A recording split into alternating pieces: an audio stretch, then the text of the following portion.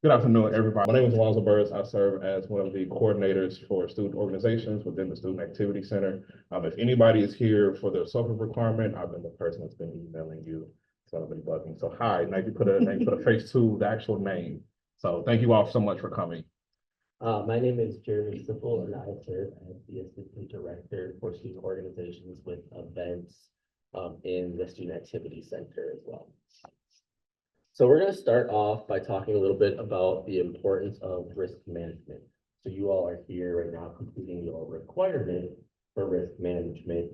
But ultimately, within risk management, the reason why we do this is we want to make sure that your student organizations are having safe, successful events. You don't want things to happen in the middle of your event that end up hindering what you're trying to do or what you're trying to accomplish.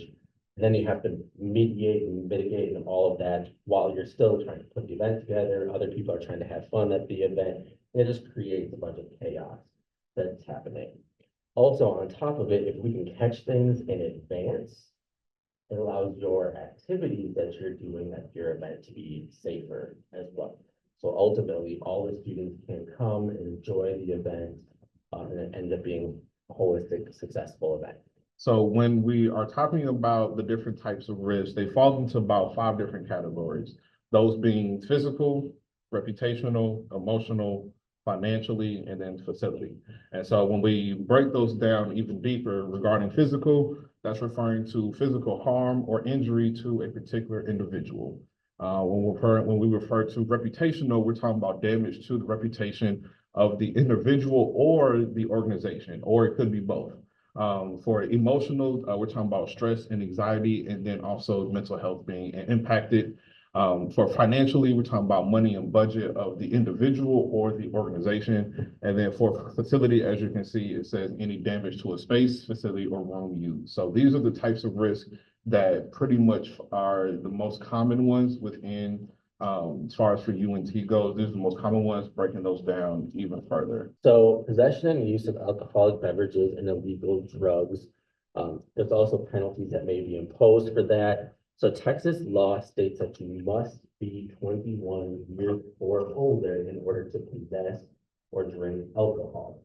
There is specific policies that UNT has that are listed in the Student Code of Conduct, where a student and a student organization can be subject to criminal and or civil proceedings regarding any of those types of violations of the law for alcohol or illegal drugs. The university also has proceedings, for example, in a conduct board that would operate through the dean of students. If you are found in violation, you can face a number of different sanctions. That can be things such as a probation, all the way up to a potential expulsion or suspension, individually as well as for the organization. The university does prohibit the unlawful manufacturing, distribution, suspension, possession, or use of any controlled substance and or alcoholic beverage by faculty, staff, students, and visitors on all university property and as part of any officially sponsored university activity. If you are wanting to have alcohol at any of your student organization events, there is policy on that, and it has to get pre-approval as well. So next we'll talk about hazing, and you may think that hazing may be regarding to our Greek organizations, but it's actually going to involve all of our student organizations. And so when you look at the definition of hazing, it means any intentional, knowing, or reckless act occurring on or off campus of an educational institution, one person alone or acting with others, directed against a student for the purpose of pledging, being initiated to, or affiliating with the organization. And so UNT is absolutely zero tolerance when it comes to hazing. And so hazing is any type of physical brutality, whipping, beating, striking, etc.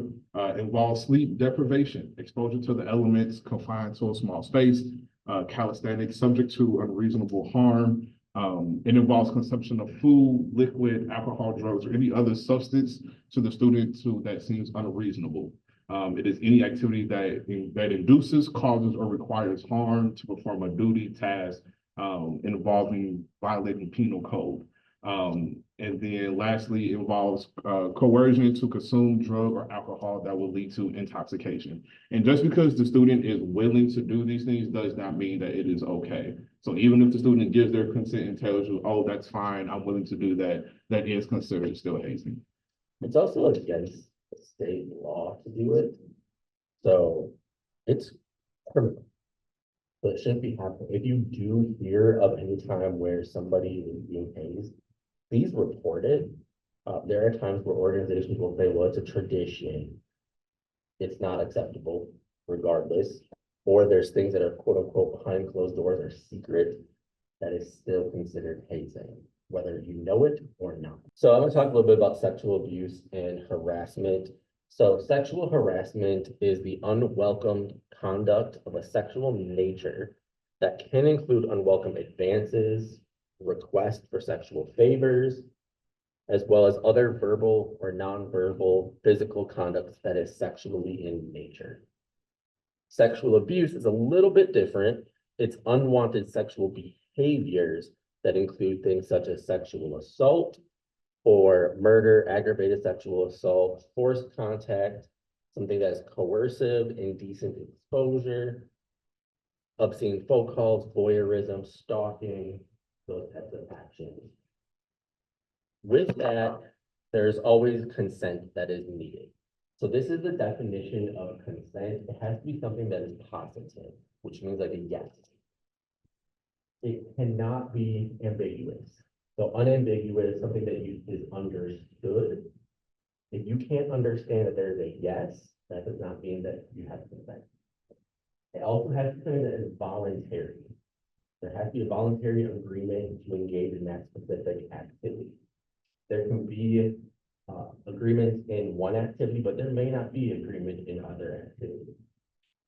The consent can be revoked at any time. So as long as if you're going through the actions and at some point somebody feels uncomfortable and they want to revoke the consent, they can. That means that that activity has to stop immediately. It cannot be implied or inferred of a no. So you cannot just imply because you're hanging out with your friend and they decide to make a move or a pass at you, that implies that there's consent. Or because you may be in a relationship with somebody, you cannot just imply consent to that. Consent to some acts, again, does not mean consent to others, nor does previous consent imply current and present consent. So if you had consent a week ago, that does not mean that you still have that continuous consent. You don't. Individuals who are physically or mentally incapacitated, who lack the ability to make a decision, also cannot give consent. If alcohol is involved and it's causing a person to be mentally incapacitated and they cannot make a decision for themselves, that ends up falling under sexual abuse, sexual misconduct, because they cannot consent. If I am completely passed out, I cannot consent.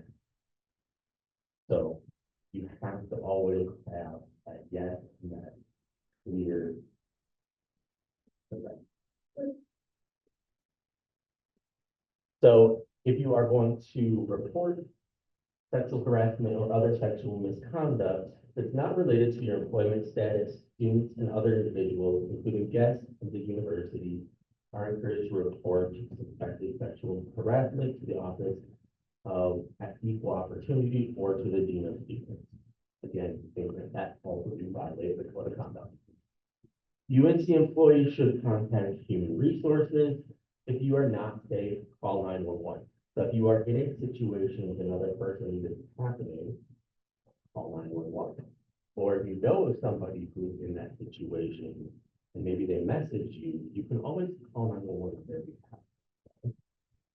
If you need help for an incident which happened on campus, you can call the UNT Police Department. The number is listed on the screen. If the incident happened elsewhere within the Denton area, you can call the Denton Police Department. If the incident happens outside of Denton, you can call the law enforcement agency that has the jurisdiction over that specific area. So whether that be the county, the city, wherever that location is, where it occurred, you can contact them as well. Most importantly, do what you need to do to feel safe. Again, many times when things like this happen, the person that it happened to feels alone. They don't feel like they have somebody that's supporting them, and they don't have somebody that they feel like they can go through this with. So it's always important to also make sure that people know that you're not alone. You can always reach out to a friend. They can always reach out to different resources, for example, a family 24-hour crisis hotline, different ways that they can provide advice there, or there's different resources online as well. So this is the UNT policy. So it is the policy of the university to maintain a safe and respectful work and educational environment that is free from sex discrimination and allows all individuals to fully participate in the benefits and privileges the university has to offer. So that's programs, events, going to class, all of those things. You should be able to do that without having to worry about having sex discrimination, being safe. Okay, fire and life safety. This is one of my favorite things to talk about. So if you're planning an event for your organization, it's always a good idea to have a contingency plan. Mother Nature in Texas sometimes doesn't know what she wants to do. One minute she wants to be sunny and 90 degrees, the next minute she wants to be 60 degrees and rainy. So it's always good to have a contingency plan, have a backup space or location for your event, just in case you may need to change those plans. So I would recommend having at least 24 hours notice that you can give for your event attendees, that you can post, market all of your events if it changes. Or if you may need to postpone it or you can cancel it for that matter. There's also events that inherently have physical risk that require contingency plans as well. If, for example, you need to have first aid kit, or if you're doing an event that somebody could get hurt, harmed, or could break a body part, you may have to have 911 come. So you may need to know the physical address of your location so you can call 911. There are times where 911 may be in a building, but if you don't know how to describe the space or location that you're at, they're not going to be able to find you. So it's really important that you have that thought of. Also, while we're at any event, the first priority for us should always be thinking about the attendees. Yes, we are important in putting on the event, but we want to make sure those who are attending are always safe. If something were to happen where a fire alarm goes off and there's a fire in the building, you want to be able to account for all of those individuals who are attending your event. Make sure that one, they're safe and that they got out of the building if there was a fire or something didn't happen to them. If there is a fire, make sure that the fire alarm system is activated, notify the police department, evacuate the building. This is a lot of times something that gets forgotten. Make sure you're not setting up any type of obstruction in a hallway. So if you are doing a registration or a check-in table for your event, don't put that right in front of a door or right in front of an exit, because if something were to happen where you need to evacuate immediately or quickly, you now have an object that's in the way from people being able to exit. And then again, have a way to account for members or attendees. If you are doing card swiping, you can see how many people have attended. You're just counting the number of people. And then you find a location where everybody can meet up. You can count how many people you are understanding. So definitely have a way to keep track of those who are attending. Firearms and explosive devices. So you think you wouldn't have to talk about explosive devices, but we do. There are no explosive devices that are allowed on campus. It is a violation of the code to have any unauthorized use or possession of ammunition, explosive, or other objects that are dangerous or flammable or that could cause damage by fire or explosion. Those are also typically things that hurt, harm, or damage. Texas Senate Bill number 11, which is also called campus carry, does allow for carry on the campus But there are some certain exceptions to that. For example, if your event has minors involved, or if it's a large event where there's a good likelihood that somebody could get injured, or also can be approved through university administration to not have in that area of located classrooms where you're in class, maybe that. This does apply to all faculty, staff, students, guests, visitors, individuals, and organizations that are doing business on behalf of the university on campus premises. This does not apply, however, to those who are commissioned police officers or police officers as well. So party behavior and mitigation. So when we're talking about party behavior, right, talking about public intoxication, which occurs when a person in a public appears intoxicated to the point they may endanger themselves or to others. Minor in possession means a person under the age of 21 is found to be in possession of an alcoholic beverage of any kind. Minor in consumption, a person under the age of 21 who consumes an alcoholic beverage with the exception of their parent or guardian or spouse is there and provided by the parent or spouse. Meaning anybody under 21 can't have alcohol unless their parent themselves is there and gives it to them. And things like that. That is a Texas law that minors can't have consumption if the parent or guardian is there. Other than that, zero tolerance, can't do it. If you are hosting an event, ways you can mitigate this is checking IDs at the door and not allowing any underage guests in. You can only allow for one entryway, meaning there's only one way in and one way out. Right? Sometimes we host events, especially outside, there's multiple ways you can come in, especially in a classroom like this, there's two doors. Right. So in that sense, let it be known this is the sole way to get in and get out of the room. So that people aren't trying to sneak in and things like that. You can also hold bracelets and wristbands that can identify who the minors are. Another cool way that you can kind of make it seem like they're in the crowd without making them feel isolated is having non-alcoholic beverages, also called mocktails. So that's another way students they won't know the difference. They'll feel like they're still in the crowd and things like that. Not permitting drinking games. I know it's college. I know that's kind of a thing in college, but if you know that minors are going to be at your event, don't host any drinking games because then that can easily get misconstrued. They can easily become a participant, and then that's a whole nother risk and things like that. Limit access to location where the alcohol is stored. So if you're hosting an event, we suggest putting the alcohol in a certain room or a certain location and then only letting certain people know where it is. I'll suggest your most trustworthy person, let them know where it is, who can have access to it, and things of that nature. And then maintaining constant control of the alcohol, right? You always want to know where it is. Once alcohol gets involved, everything gets murky and mixed up, and we don't want any of that to happen. And then not allowing any of the attendees to bring their own personal bottles of alcohol. A lot of places, they're always saying BYOB, things like that.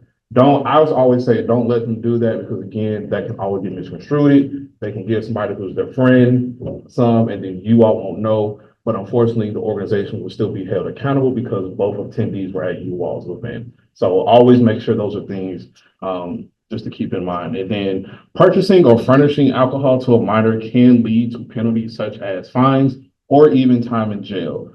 Even furnishing or providing a place for a minor to consume some is also considered a crime. So please take into account that if you have minors, please take these ways to mitigate their party behavior into account so that we can keep you all safe also. I want to expand real quick on the drinking games and not allowing attendees to bring their own. So if you're playing drinking game, a lot of times you're not recognizing, realizing how much alcohol you are consuming. So it's a lot easier for you to drink and drink at a higher level where you get further intoxicated. You may not stop or cut yourself off like you should. And people don't realize sometimes what their boundaries or what their level is that they can handle. So when you're playing a drinking game, you're not thinking about that. And then with allowing attendees to bring a personal bottle, if I'm going to a party and I've just bring my own bottle and I set that down and I don't pay attention to it the rest of the time, if somebody else picks it up, that's a minor. The organization or the people hosting are responsible for it and can be held liable, even though I was the person that brought it. If they were trying to control any of that alcohol in that location, they no longer can. So they can no longer control anything or mitigate what they were trying to do in the first place. So I now become quote unquote the problem for that party. So I always recommend don't allow people to bring their own personal bottles because it could get set down anywhere. People are having fun, engaging with other people, talking, putting things on the table, all of that. And on top of it, you don't know what somebody could end up putting in a drink as well. Or if I'm coming to the party and I already have a bottle, I don't know what's in that particular bottle. If I set it down and somebody else takes a drink out of it, who knows what could end up happening in that situation. So if you're going to a conference and you're traveling with a group and you have minors, or with you traveling, there shouldn't be anybody buying alcohol or furnishing alcohol first off for the minor. If you are in I'm gonna call it a damp room, meaning somebody who is, excuse me, over the age of 21 and somebody who's under the age of 21, my recommendation is the person who is over 21 should not have alcohol in that room and store it in a different room with people who are of age if that is what you're going to, if you are going to partake, and don't have the person underage allowed in that room in that space. I also, on top of it though, don't necessarily like with conferences, people partaking in alcohol, because again, if you don't know what your limits are and you end up partaking too much and you have session, say the next day, you don't want to miss your session. You don't want to miss the point and purpose why you are at that conference. So you want to always make sure that you are safe, but also on top of it, that you can participate the next day in that activity that you're there for. And I would say 9 out of 10, you're probably going to be out of town also.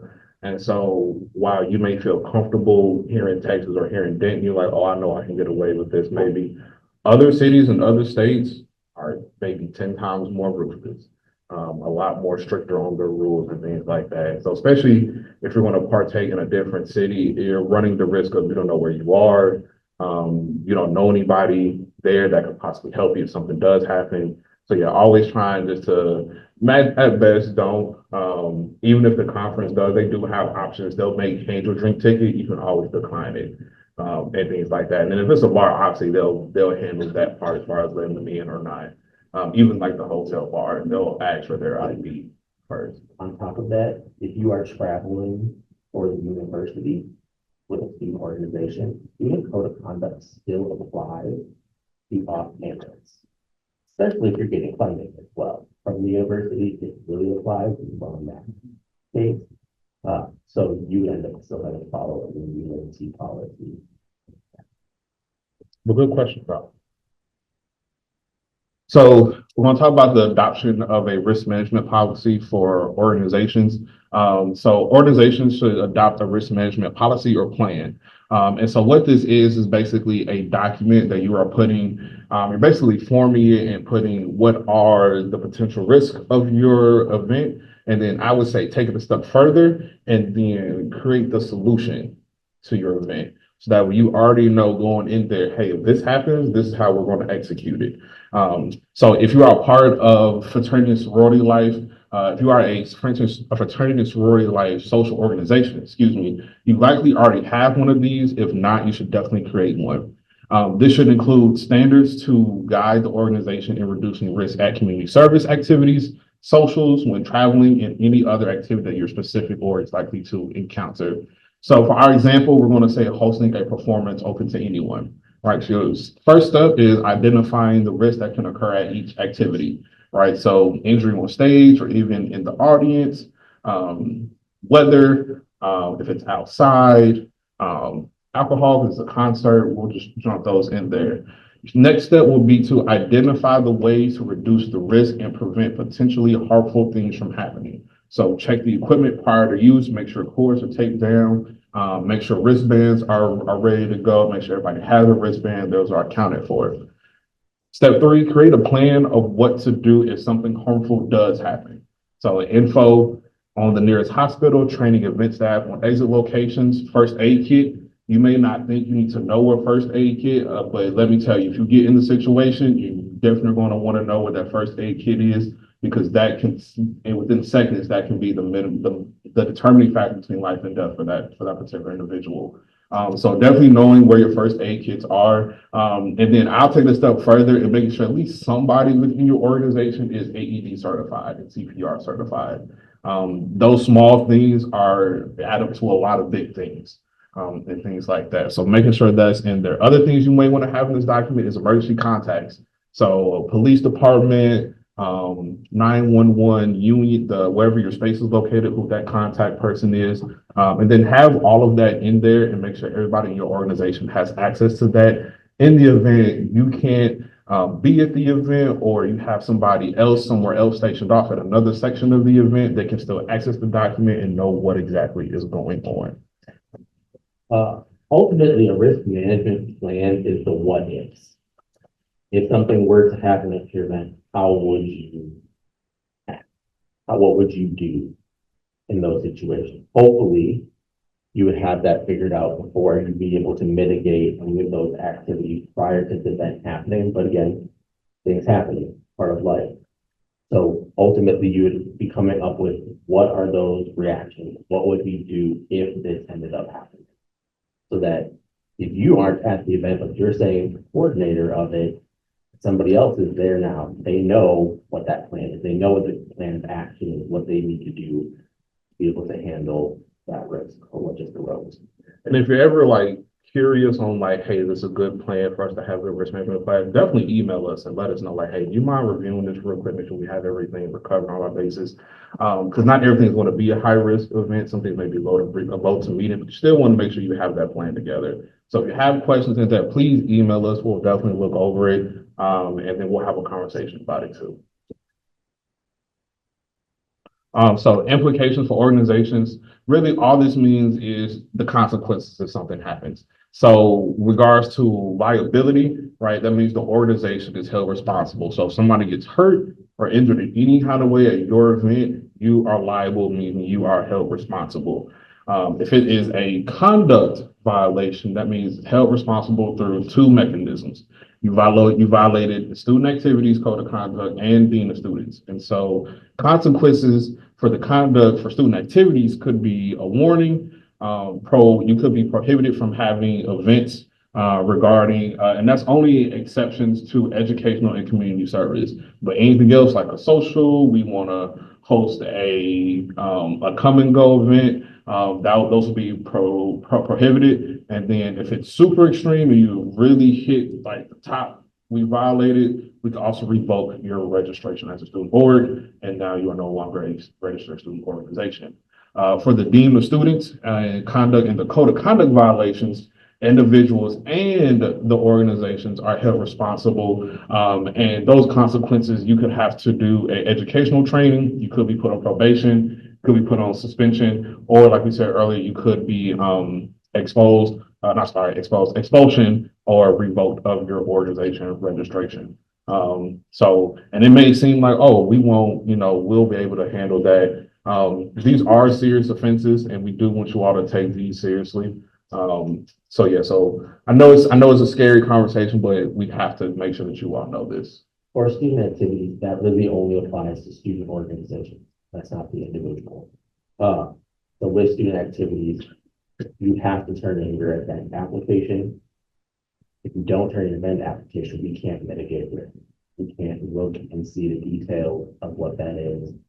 So that's where a lot of times the warning, prohibited from having events, all of those typically end up falling. Is you find out later on that you had an event that had no risk mitigated, somebody gets hurt, or you end up seeing that you had an inflatable put up for an event that we hadn't approved. We'll take a photo of it and we'll reach out to your organization. First time, it'll be a warning.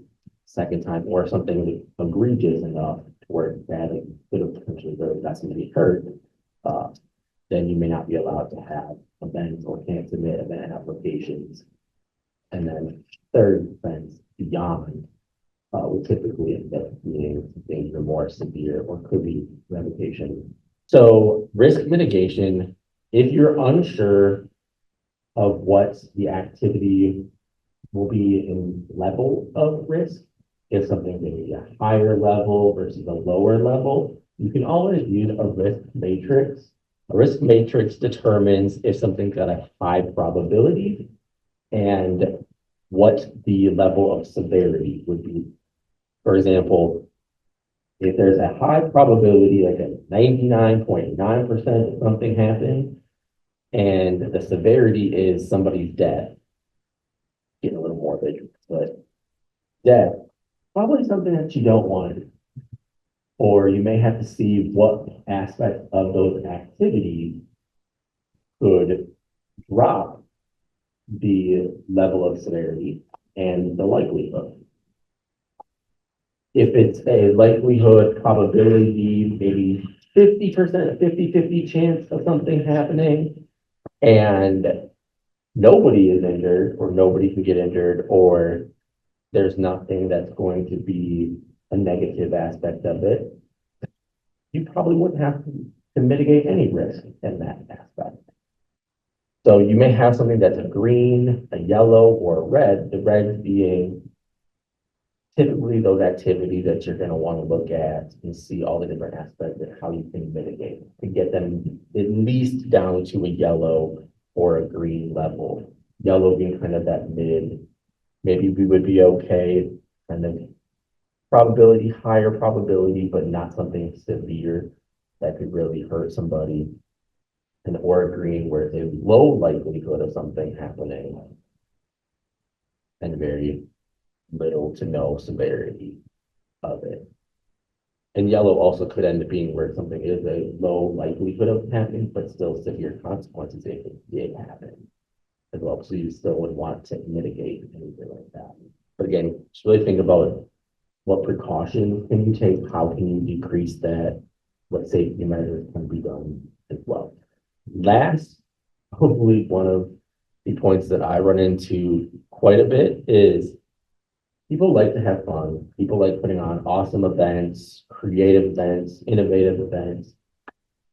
But there are times where some of those events and activities don't align with your organization's mission and purpose. Probably things like that shouldn't be events that you're hosting for your organization, especially if it may be something that's high risk and it doesn't align with your organization's mission or purpose. So be conscious about what your organization's mission is and the events that you're putting on. Are you following through with what your organization says that you're going to do? That goes into reputational risk. People want to actually participate and engage with your organization for your mission and purpose and reason. But if your event and activities are not following that, they may not want to engage with your organization or come to the events that you're hosting. As you put your event apps in, you may see that you need to attend an event safety committee meeting or an event safety call. So ESC, or the event safety committee, oversees on-campus events that have elements of risk and may increase student organization or university risk as well. So I serve as the chair for the event safety committee, but I look through different event apps to see what are all the different risk factors that are placed into your student organization event, whether that be attendance, physical activity, it could be a numerous things. It is kind of not exhaustive. But we really look to see what are ways that we can decrease the chances of risk or liability or damage. ESC is actually a great thing because people may think there was some fees, we're not. We're there to support and help you and actually collaborate with you.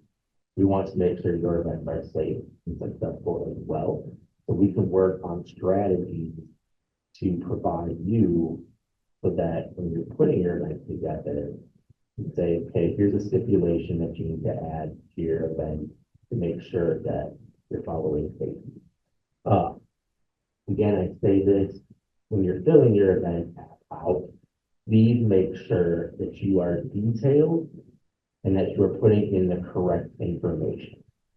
I would hate for you to put in information that was incorrect and we're reading it and it could have been something that the risk that we may have needed to mitigate or find a strategy to reduce that risk and we couldn't, and then somebody gets hurt at your event. So please make sure that you're always filling those applications out with the correct information. Make sure that it's clear, because I will ask a million questions. I'm an inquisitive person. You're not an over I will ask a million questions. If I don't understand something and it's not clear, chances are students that are trying to attend your event will also wonder what the event is, but they may have questions themselves. It's not clear to me, it may not be clear to them. So it's really important that you're giving clear and very detailed information on your event app. So we can make sure everything is safe for you all. And if you do have any questions about that, by all means, please ask. You can always email me or stop in our office.